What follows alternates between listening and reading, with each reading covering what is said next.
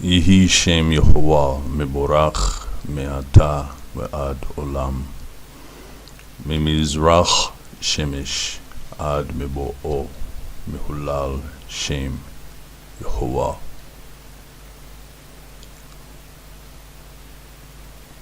Nehalelio, Hallelujah, Nehalelio, Hallelujah, Nehalelio, Hallelujah. Chai Yehovah, Chai Yehovah, Chai Yehovah. Salah. Kodem kol hakabod leyo Yehovah. Borei hakol Abinu asher bashamayim.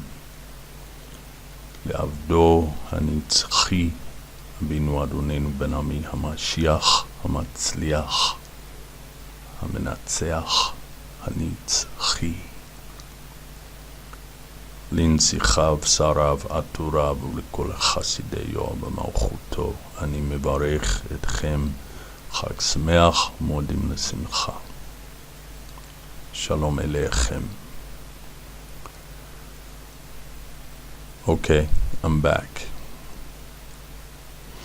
Now we ended with the ayin, so I'm gonna look back at that ayin again. And this is the David font, which I really like looking at. I like that font. I like the name of it too. Okay. Melech David. Okay. Melech David. Melech David. Okay, so the David font. So we're going to use that. And when we want to see something different, we'll use, let's find one that will just give us without too many problems. Yeah, that one, that works. So we'll just look at that one when we want to see another font. Okay, but I like David. So, a couple of things I wanted to say.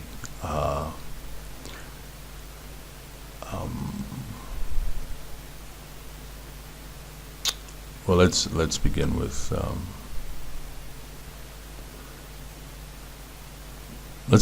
my prayer at the beginning.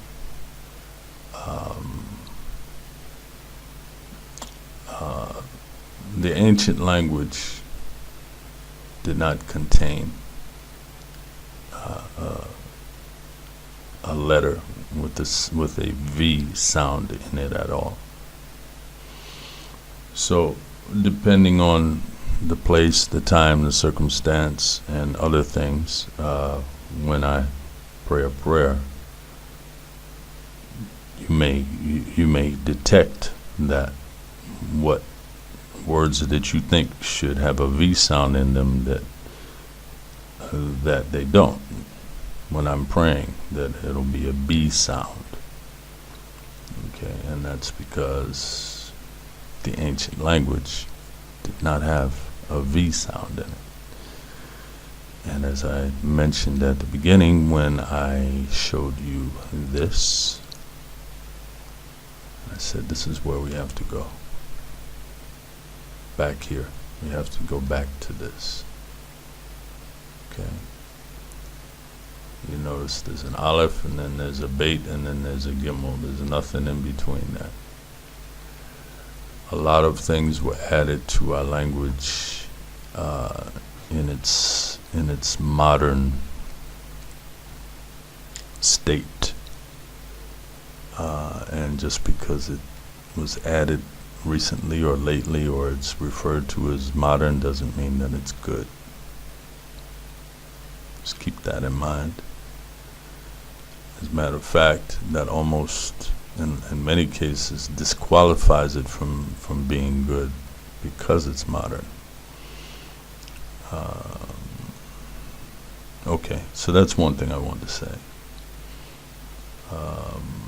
So if you're listening to my prayers and you say, well, why did he pronounce that? Well, that's because, and of course, the wa, there's no such thing as a vav. accept that fact now. If you're familiar with the notorious, well, I shouldn't say notorious, the famous, what's his name? The famous dictionary author, Rubain Al-Khalai. When you get to the first page in his dictionaries, where he begins to show you verbs or words using the beginning with the letter wa. That's the first thing written on the page. It says wa, W-A-W, the sixth letter of the Hebrew Alef Bayt. So it's not just me, okay? And this guy has been writing dictionaries. He's been a dictionary author. I think he started in 1968, maybe before that. I don't even know if he's still alive. I just know that he's a pretty awesome Hebrew, English, Hebrew dictionary author. Of course, the most profound dictionary author relative to the Hebrew language, in my opinion, is Avraham Evan Sasson.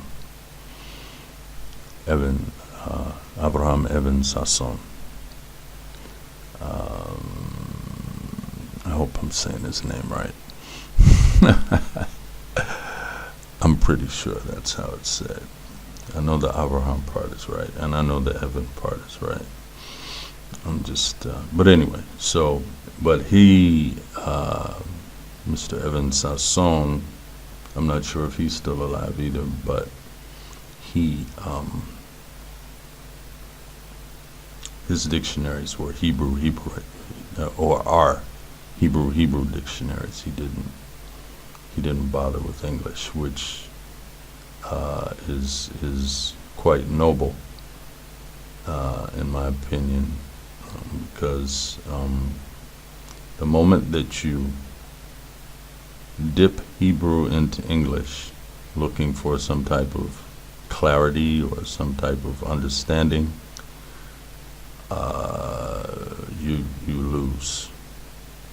You're losing so much of the meaning, so much of the power, the force, and the emphasis of the language.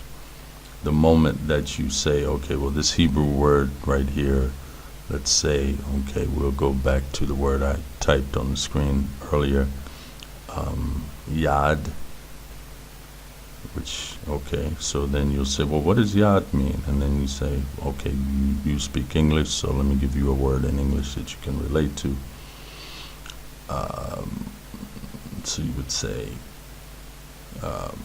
hand, but again, you're losing so much of the meaning and the emphasis and the force and the power in the language. His name is Avraham Evan Shoshan. I knew I was saying it wrong. But his dictionaries, his Hebrew dictionaries are awesome. Awesome. If you can get them, get them. They come in volumes, right? And they're expensive, and they're old, and they're used, but they're still expensive because they're awesome. See how I did that? Went around in a circle, came back to awesome. Okay, so two other things I wanted to mention that I was listening to the previous recording. I know a couple of things. When I was giving you the sound for the wah, the microphone was overwhelmed by the blowing sound of the W coming out of my mouth, so I really can't do that. The microphone can't handle it. The little windscreen on it just isn't good enough. So the sound of the wah is the sound of a W, like the sound you would have in water or wind or wine or woman. Okay, that sound. Because if I try to do it again, it's gonna sound crazy. So I noticed that in listening to the recording, and anyone who was watching it or will watch it would say, well, what sound is he referring to? So hopefully anyone might be listening to this recording as well to complete this lesson in reference to the Alef Bayt. Let's see. The third thing, I was talking about the Sofiot. Okay, Sofit is one letter that comes at the end of a word, like the Chaf Sofit, the Mem Sofit, the Nun Sofit. But if you're talking about more than one, again, it's a Sofiot. So I was referring to one of the Sofiot, and then I said that if you wanted to use the mem in the middle of the word, you would just use the regular mem, which of course is this letter, right? And not that letter. That's the Sofit, that's the regular mem. But you would also use the mem anywhere else in the word, not just in the middle. That's what I wanted to correct. I wasn't quite clear. I didn't finish the thought. When you have Sofiot, the Sofiot only go at the end of a word. But the regular letter, in this case the mem, can go anywhere else in the word, the beginning, the middle, right before the end, or whatever. It can go anywhere else in the word except being the last letter. Okay, that's the point. Okay, so we ended with the ayin. So let's go back here now that I've clarified those points. Oh, look, there's a video. That's so nice. Yeah. That's the video I just recorded and uploaded to YouTube. I have a pretty nice YouTube channel. Maybe I should find a way to put I'll put the link to my YouTube channel up here somewhere, some kind of way. That shouldn't be too hard. We want to be here. Let me see something here. Yeah. This is great stuff right here, by the way. Everything right here. Awesome, awesome stuff. Okay, so next letter after the ayin is the pay. Okay, and this is the pay. All right, so there's that dagesh again. So now we have, this is the third letter that we have encountered that has a dagesh in the middle of it. First was the bait, then there was the kaf, and now the pay. And of course, to write the pay is very simple. You just start here and you follow it around and keep going, and then you end here and on to the next letter. And of course you put your dagesh there before you do that. All right, it has a numerical equivalent of 80. All right, and the modern, or the printed version looks like that. Yeah, David is pretty radical, you know. That's the thing I like about it. It's not hurting for making a statement, you know. You can't call that bland, whatever you do. You can't call it bland. So then we'll look at it over here, this one there. And that's more of a, you know, it's a pay. I'm sorry. I'm so sorry, I forgot something. That, yeah, that's a pay. Go back to David. Where are you, David? There you are. It's around here somewhere. Okay. And there's the pay. Okay. Numerical equivalent of 80. And you may be wondering why I'm giving you these numerical equivalents. And the reason why is because before there were numbers, the letters were used. And just to think, you thought the Romans came up with it all by themselves. No, they didn't. They got it from the Hebrews. Okay? So, before there were numbers, there were letters. And the letters were used to delineate numerical values. All right? So, that's not something that should be lost on you. That's something you should pay attention to, because there's a lot in those numbers. I'll just leave it at that.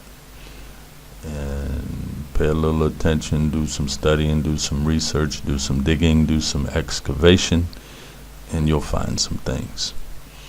All right, so then we have the Fe, which is the relationship between the Pei and the Fe is the same as the relationship between the Bayt and the Vait. Same as the relationship between the Kaf and the Chaf. Okay, so again, you would write it this way, around and here, and on to the next letter. No dagesh, because it's a Fe, not a Pei. It looks like this.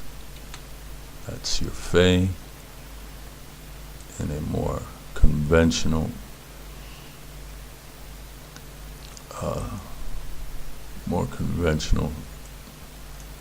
font would look like that. Okay. The has a numerical equivalent of 80. Moving forward,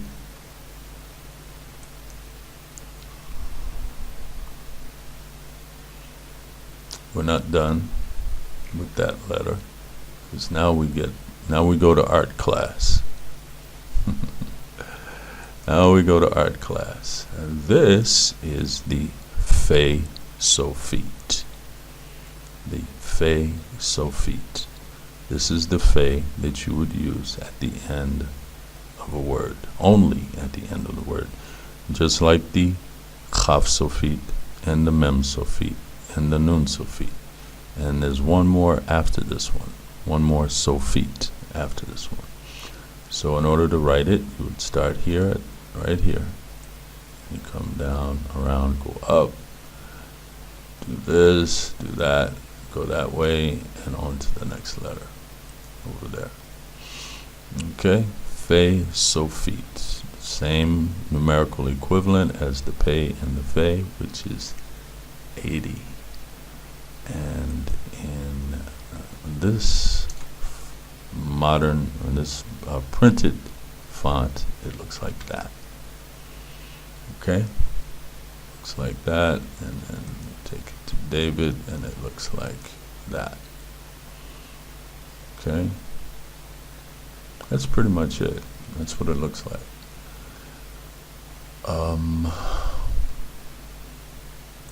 Moving on, the next letter. We're almost at the end. Is the one and only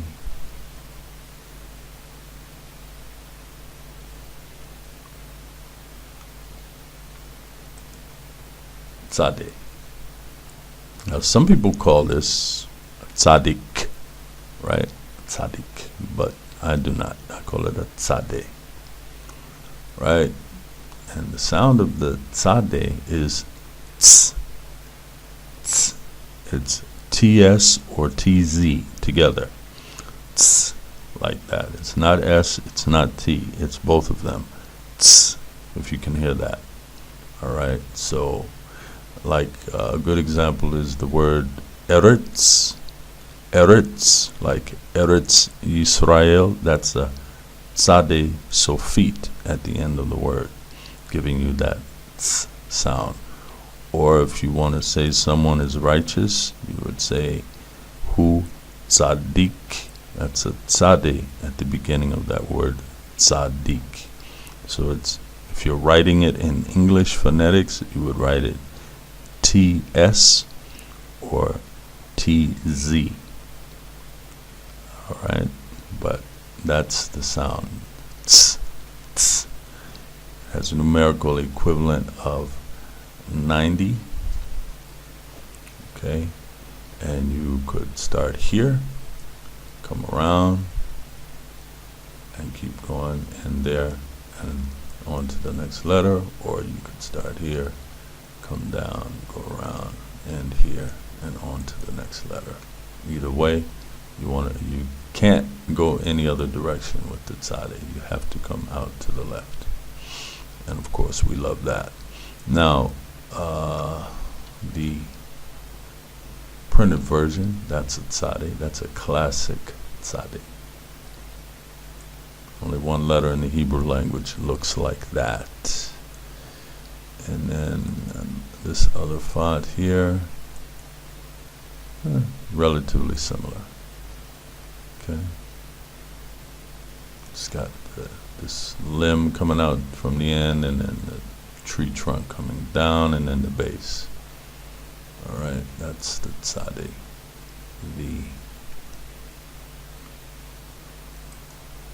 Has a numerical equivalent of 90.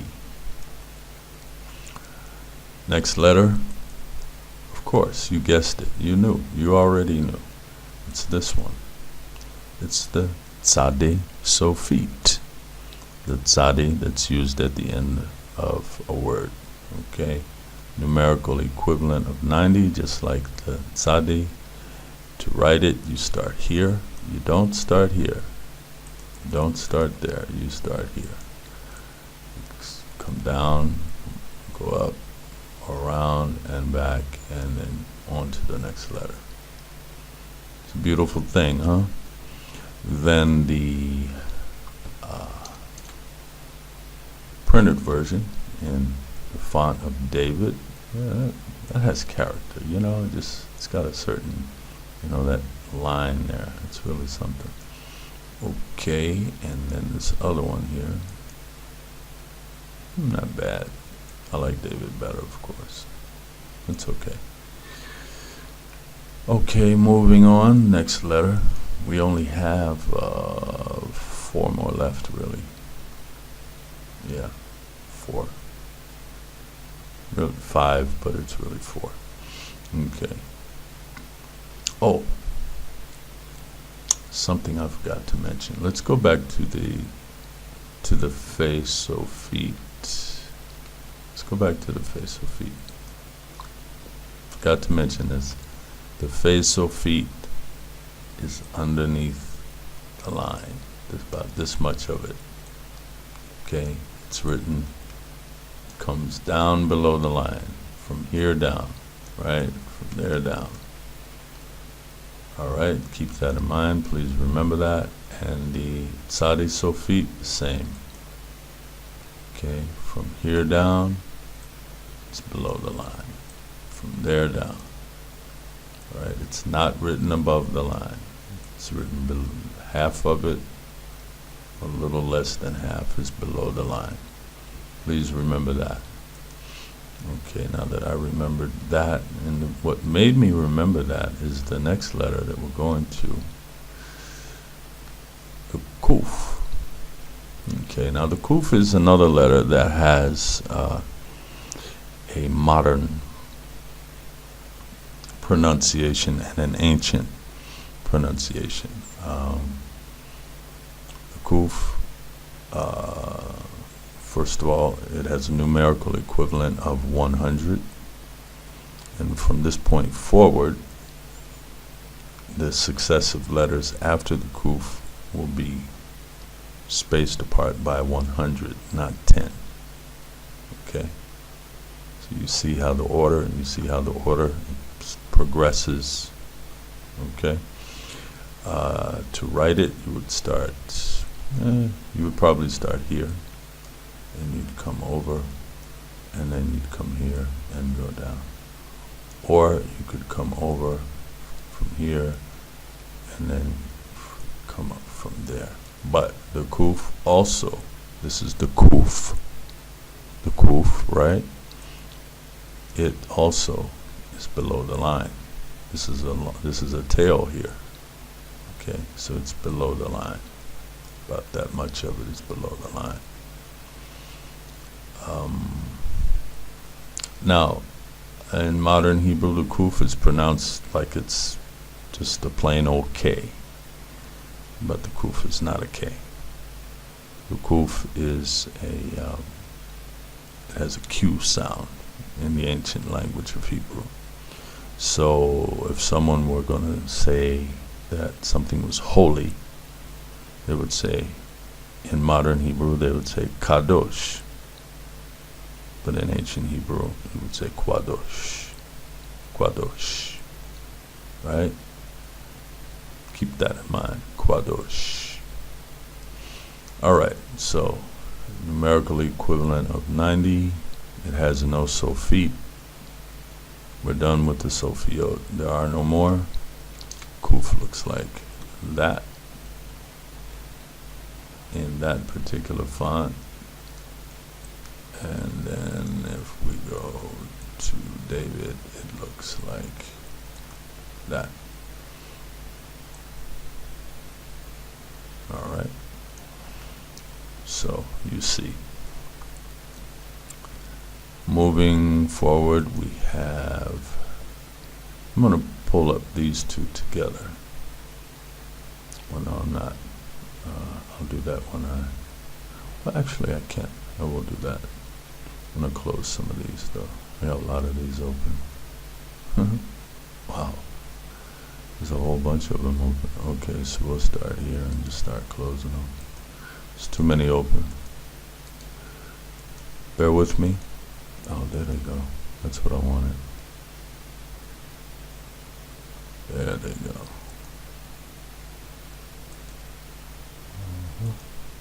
Okay. We'll take it all the way to the kuf. Okay, good. Now, so these two letters, you can see they look alike, these two right here. So this is one. That's the sheen. And we'll just do it like this. And that's the sin. Sheen, seen. Sheen, seen. Sheen, seen. Sheen. So the sheen first. They're the same letter, just like the Bayt and the Vayd are the same letter, just like the Kaf and the Chaf are the same letter, just like the Pei and the Fei are the same letter, just like the Tzadi and the Tzadi Sofit are the same letter. Okay? So it has the same, they have the same numerical equivalent, which is I just thought about something. Let me close that. I was about to forget about the resh.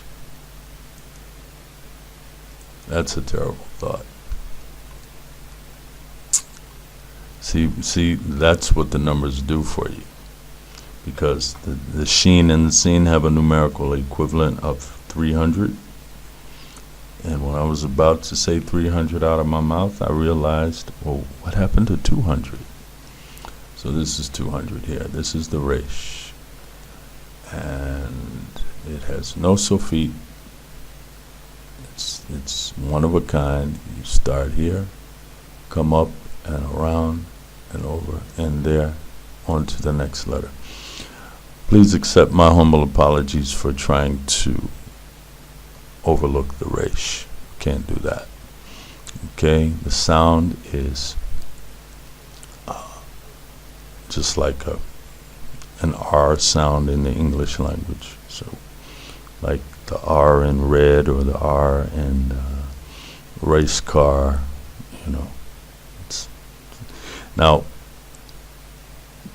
I must say though, when Israelis pronounce a resh, there's more to it. But I don't pronounce the resh that way. But when the Israelis do it, it's coming from a different part of their anatomy that I wasn't taught to pronounce a resh in that way.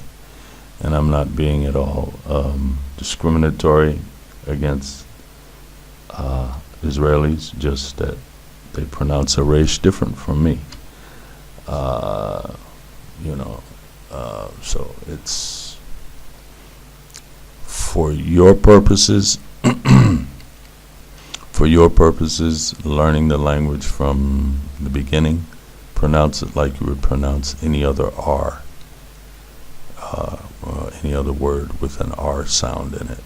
Okay, so resh, and it looks like this. Okay, and it can look like that. All right, an uneventful resh. Okay, so now we can jump forward to the sheen and the seen. Back to where we were. Sheen, seen, sheen, seen. Remember, the resh has a numerical equivalent of 200. Remember that? Okay, don't forget. And the sheen and the seen have a numerical equivalent of 300. So you would start here, come around, you would end there, and on to the next letter.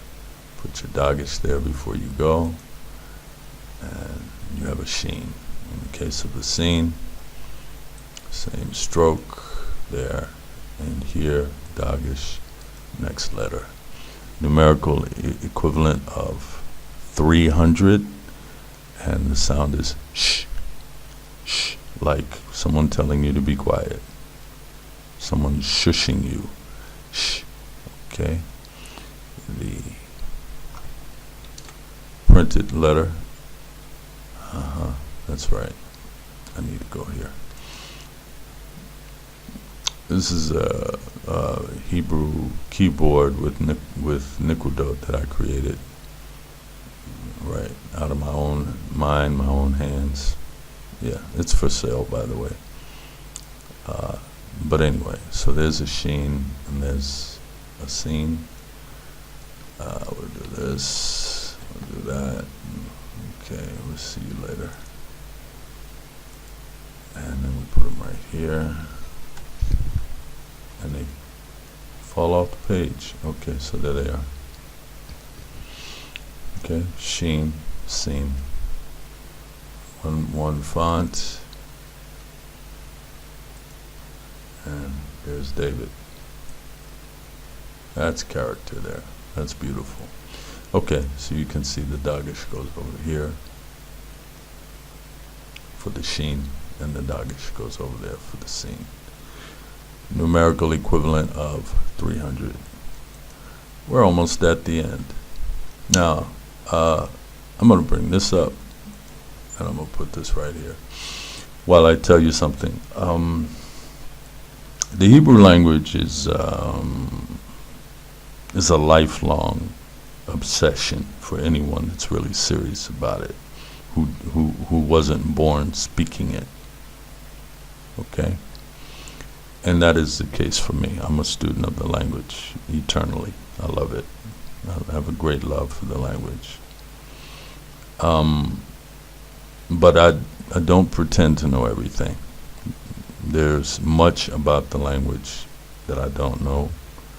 I just happen to know more than you do. You could maybe say I know a lot more than you do, but there's still a lot more for me to learn. So I'm saying that in reference to our next and final letter of the Hebrew language, which is the, we're going to bring them both up, the Tav and the Tav. Okay. Now, I've heard all manner of explanations as to what the difference, I mean, it's like, okay, with the Bayt and the Vayt, you know the difference. With the Kaf and the Chaf, you know the difference.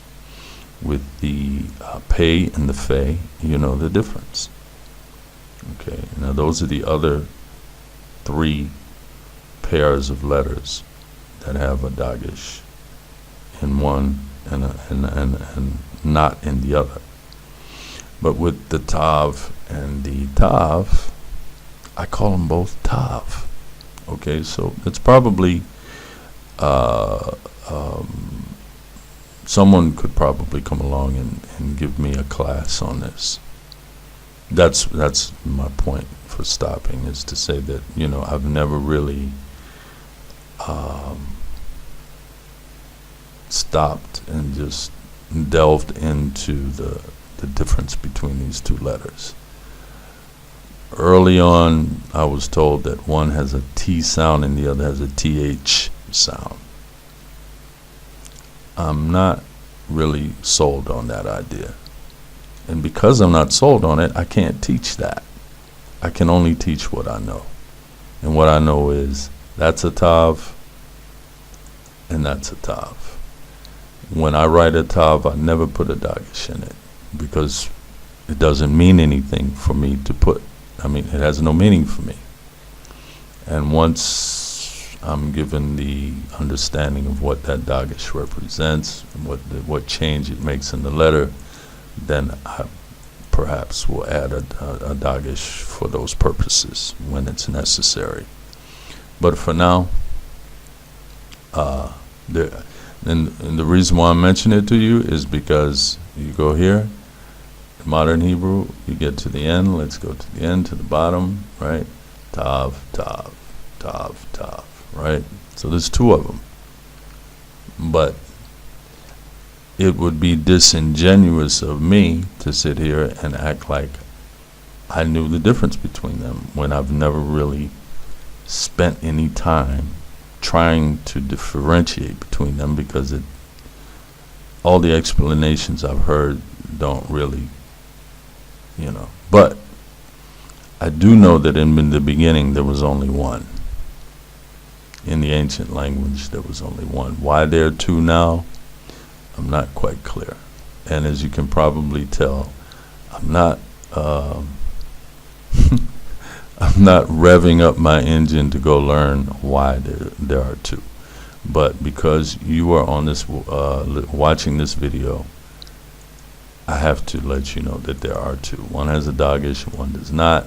As far as I know, that's called a tav, and that's called a tav. Someone may come along and explain the difference, and when they do and it makes sense to me, then I'll share it with you. There you go. So it took me, what, 5 minutes to say that? Okay, so hopefully it was worthwhile. When writing it, let's go to the one that I like, which is that one. We start here, we come up, we come over, and then we come down and out to the next letter. Okay, again, up, over. It's okay for it to have that little piece up there at the top. It's actually better that way. And then you just bring it down and to the left and out. That's the tav.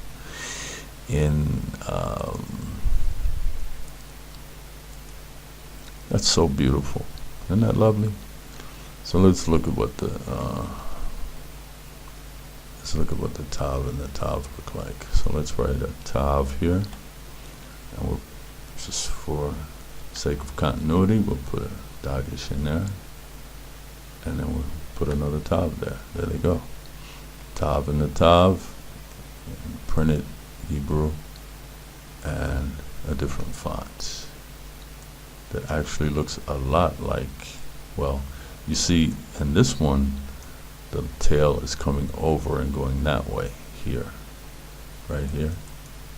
You see that? It's kind of cool, right? It gives it more character. So there it is, the final letter of the Hebrew Alef Bayt, and it has a numerical equivalent of 400. And to this person's knowledge, the sound of them both is t, like a T in the English language. T. Okay?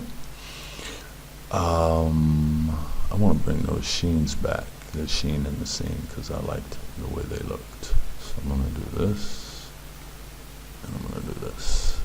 There they go.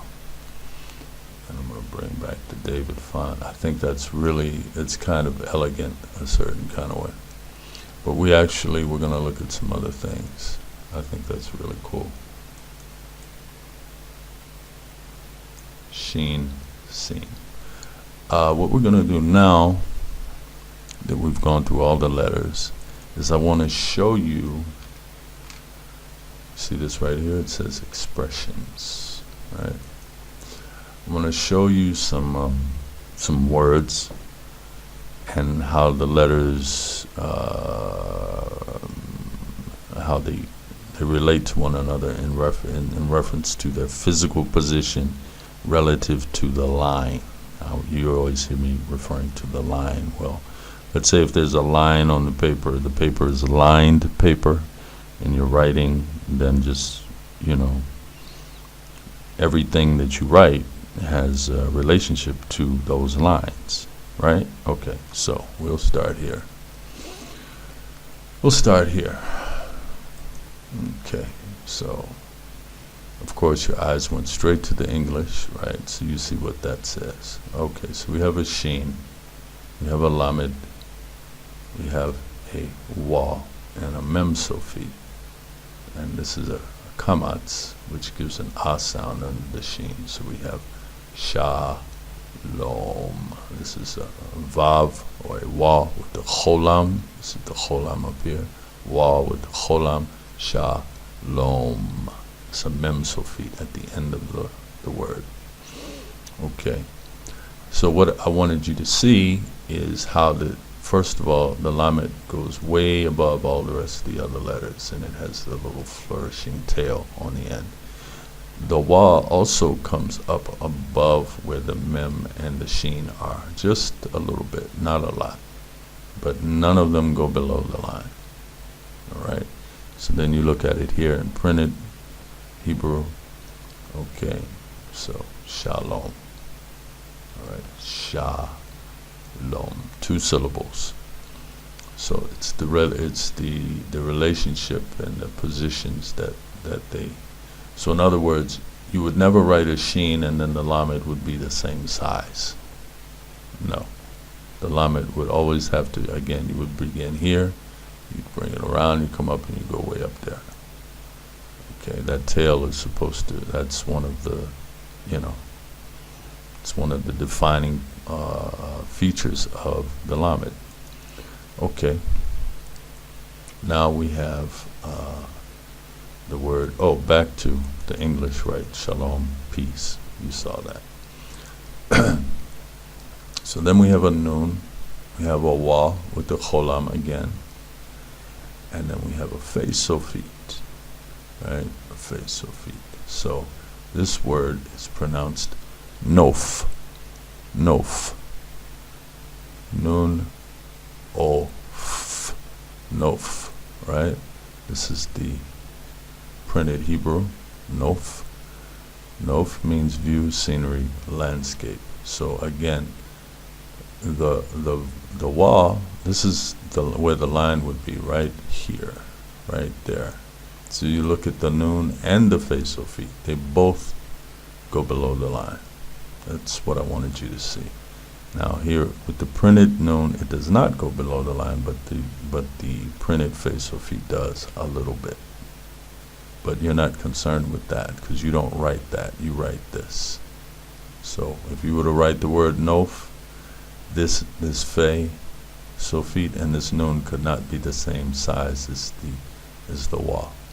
They would have to be below the line. And you notice that the wa extends a little bit above both of them up top.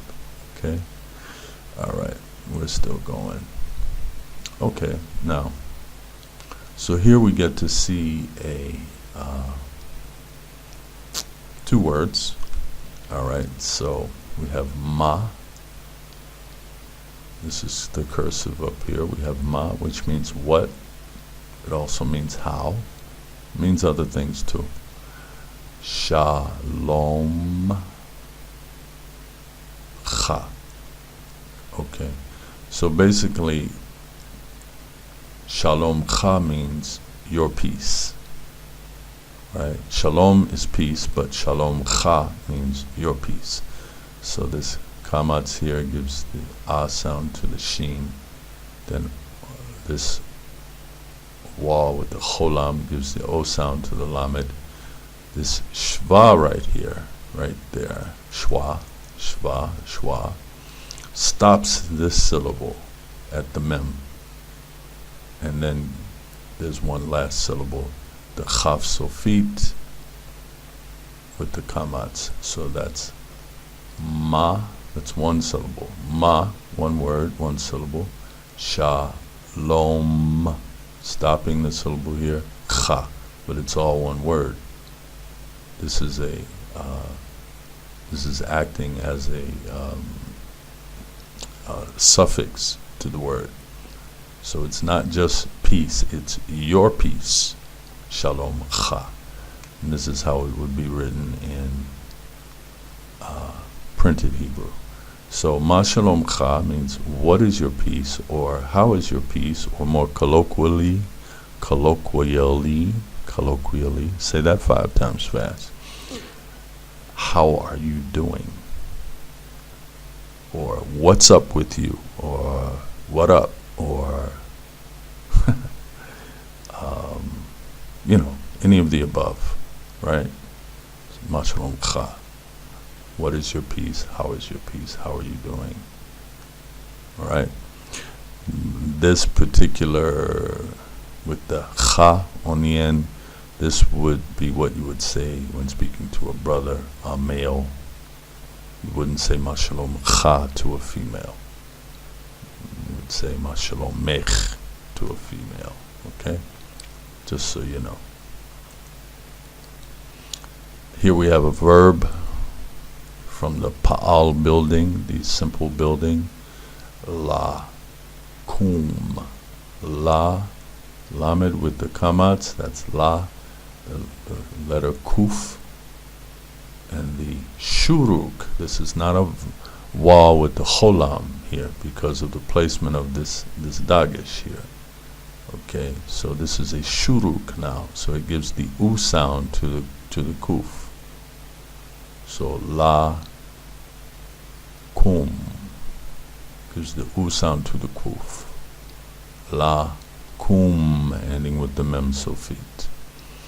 But again, look where the lamed is going, way up there. Look where the waw, it's going up a little bit over above the mem sofit and the kuf goes well below the line. It has a tail. Okay, and then in the printed form, la kum, it's not quite as, it doesn't have the freedom of your handwriting, so it doesn't go quite as far, but la kum. And what does la kum mean? Okay, this is the verb and it's in infinitive form, so it means to rise, to stand, to arise, to wake up, to, this should be persevere. I left out the S for some reason. Okay, I will fix that for at some point. But that word should be persevere. There's supposed to be an S right here. Okay, so to rise, to stand, to arise, wake up, persevere, endure, to be established, be built. Okay, and it actually means more than that. But that's just that puts you in the ballpark as far as understanding what lakum means. Okay, and then we have eretz. Okay, now this is to show you what happens with the tzadeh sofit, the aleph and the resh. There's the aleph, it's a little taller. See, it's up there with that one part. Just a little taller, but not as tall, not as high as the lamed goes. Okay, so the aleph and the resh. Eretz. Remember, it's T-S, T-Z, right? Eretz. And you see the placement of the tzadeh sofit. Here's the line here. Tzadeh sofit is below the line. And here you have the printed version, Eretz. And the tzadeh sofit is even below the line. And the printed version, just not as far. And certainly with not as much of a flourish as this letter is, or as this letter has. Okay, and Eretz means land, means like a earth, land, country, and it means more than that. But again, that puts you in the ballpark. And finally, we have the word Cain. Because this kaf has a dagish in it, it's not a chaf, it's a kaf.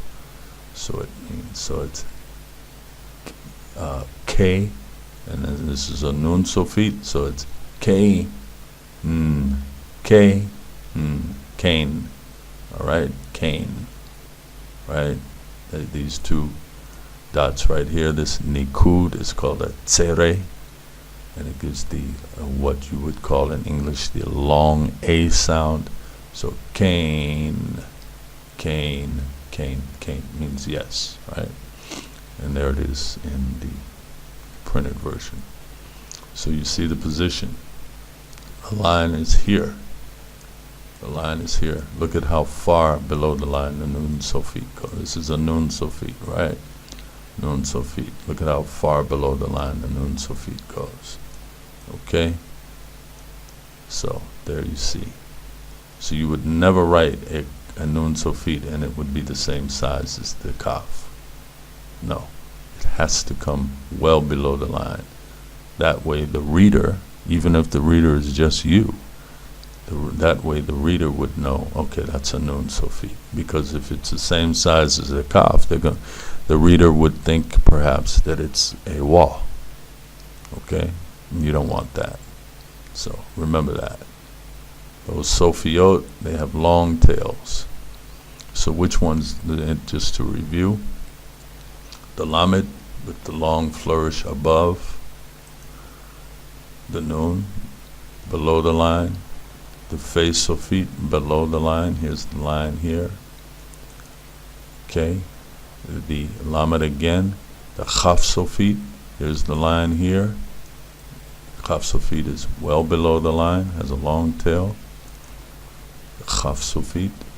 There's our lamed again with the long flourish up at the top, and here's our line, and our kuf. Our kuf comes below the line. That was my worksheet. Okay, the tzadi sofit, here's the line here. Tzadi sofit below the line. The nun sofit below the line. So actually, the only one of the sofiot that does not fall below the line is the mem sofit. Okay, it's a little bit different. So that's a beginning. I want to go back here and look at that because I like it, and I want to go and look at this too because I like that. I love that. I love looking at this while I'm talking to you. I'm about to wrap up this video. Have no idea how long I've been talking this time. I didn't even notice what time it was when I started. I just knew that certainly I would have to finish it with this recording. Hopefully it didn't take too long. Prayerfully it didn't take too long.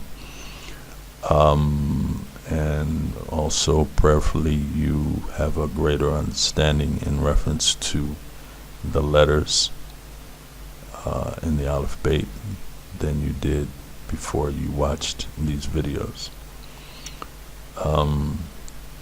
If there are any questions, you know how to get in touch with me, and I'll answer your questions. And that's pretty much it for now. So I'm going to close out with a prayer, and we'll see you in the next video, or at least you'll hear me in the next video anyway.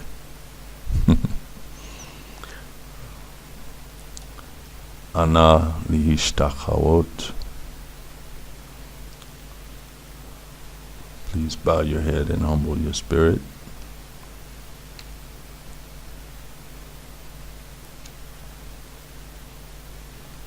Baruch Shem Yehovah min haolam ve'ad haolam asher lo hachokma ve'hagvura.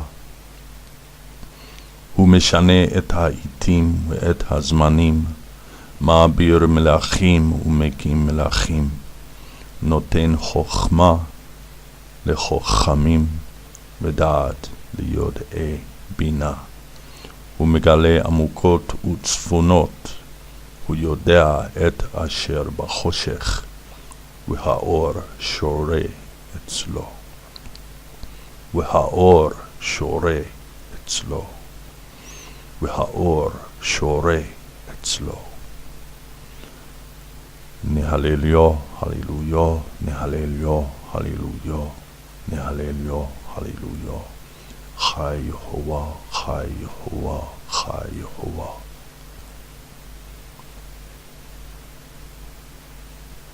סלאם.